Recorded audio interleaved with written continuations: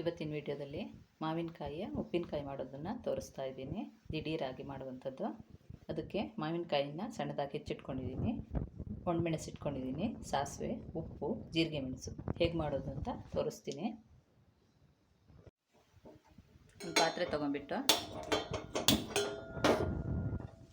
ಒಂದು ಲೋಟ ನೀರು ಹಾಕ್ಕೊಳ್ತಾ ಇದ್ದೀನಿ. ನಾನು ಒಂದು 4 ಮಾವಿನಕಾಯಿ ತೊಗೊಂಡಿದ್ದೀನಿ, ಮೀಡಿಯಮ್ ಸೈಜ್ದು. ಅದರ ಅಳತೆಯಲ್ಲಿ ಹೇಳ್ತಾ ಇದ್ದೀನಿ. ನಿಮಗೆ ಹೇಗೆ ಬೇಕೋ ಹೆಚ್ಚು ಕಡಿಮೆ ಮಾಡ್ಕೊಬೋದು. ಅದಕ್ಕೆ ಒಂದು 3 ಸ್ಪೂನಷ್ಟು ಉಪ್ಪು ತೊಗೊಂಡಿದ್ದೀನಿ. ಉಪ್ಪನ್ನು ಕರಗಿಸ್ಲಿಕ್ಕೆ ಹಾಕ್ತಾಯಿದ್ದೀನಿ. ಉಪ್ಪು ಚೆನ್ನಾಗಿ ಕರಗಿಬಿಟ್ಟು ಒಂದು ಕುದಿ ಬರಬೇಕು.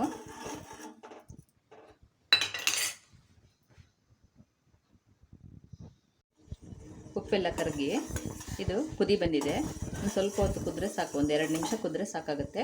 ಇದೇನು ಉಪ್ಪಿನ ಹನಿ ಥರ ಕಡು ಉಪ್ಪು ಮಾಡ್ತೀವಲ್ಲ ಆ ಥರ ಏನು ಆಗೋದು ಬೇಡ, ಯಾಕೆಂದರೆ ದಿಢೀರ್ ಉಪ್ಪಿನಕಾಯಿ ಅಲ್ವಾ, ಹಾಗಾಗಿ ಇಷ್ಟು ಕುದಿ ಬಂದರೆ ಸಾಕು.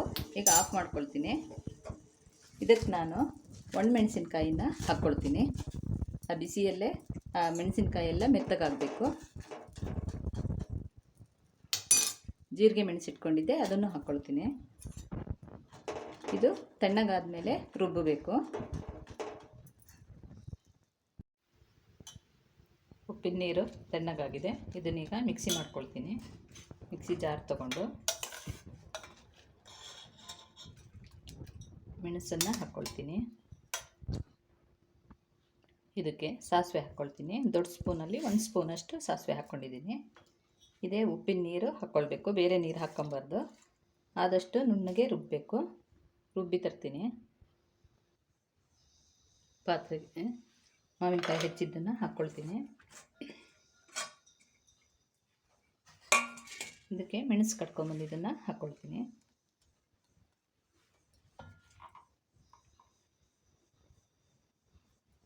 ಮಿಕ್ಸಿ ಜಾರನ್ನು ಉಪ್ಪಿನ ನೀರಲ್ಲೇ ಕ್ಲೀನ್ ಮಾಡ್ಕೊಳ್ತೀನಿ, ಬೇರೆ ನೀರು ಹಾಕೋದಿಲ್ಲ.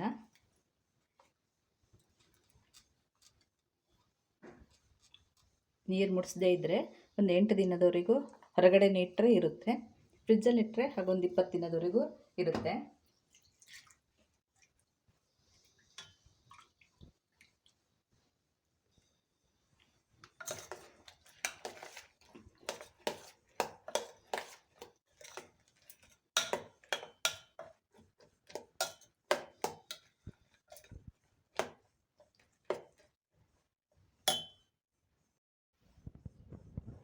ಹೋಳು ಖಾರ ಎಲ್ಲ ಚೆನ್ನಾಗಿ ಮಿಕ್ಸ್ ಮಾಡಿ ಆಯಿತು. ಮಾವಿನ ಮಿಡಿಯಲ್ಲಿ ಹುಳಿ ಇರೋದ್ರಿಂದ ಅದು ಹುಳಿ ಬಿಟ್ಕೊಂಡು ಇನ್ನೊಂದು ಸ್ವಲ್ಪ ನೀರಾಗುತ್ತೆ. ನಾನು ಹಾಗಾಗಿ ಉಪ್ಪು ಸ್ವಲ್ಪ ಜಾಸ್ತಿನೇ ಹಾಕಿದ್ದೀನಿ. ನಾಳೆ ತಿನ್ನುವಾಗ ಕರೆಕ್ಟ್ ಆಗುತ್ತೆ. ಇದು ಇವತ್ತಿಂದನೇ ಉಪಯೋಗಿಸ್ಬೋದು. ಇದಕ್ಕೊಂದು ಒಗ್ಗರಣೆ ಮಾಡ್ಕೊಳ್ತೀನಿ.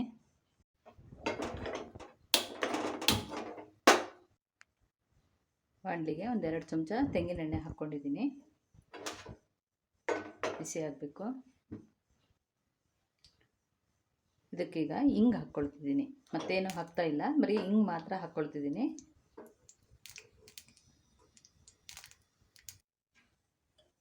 ಇದಕ್ಕೆ ಹಾಕ್ಕೊಳ್ತೀನಿ.